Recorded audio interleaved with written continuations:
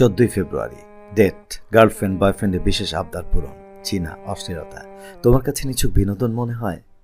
গবেষণার পর গবেষণা এই সত্য প্রমাণ করেছে যে কিশোর কিশোরীদের আত্মহত্যা, হতাশা, মাদকাসক্তি, অস্থিরতা, দৈহিক ইনজুরি, জীবন ধ্বংসকারী বিভিন্ন যৌনবাহিত রোগ, আত্মবিশ্বাস, আত্মসম্মান কমে যাওয়া, শক্তিশালী ব্যক্তিত্ব গড়ে না ওঠা, সমাজ ও রাষ্ট্রের জন্য ইতিবাচক ভূমিকা না রাখা, পরীক্ষায় খারাপ ফলাফল, ক্রোধ, ভীতি, নিদ্রাহীনতা, ধ্বংসাত্মক চিন্তাভাবনা ও কর্মকাণ্ড এবং ক্ষুধামন্দার অন্যতম প্রধান কারণ হল প্রেম।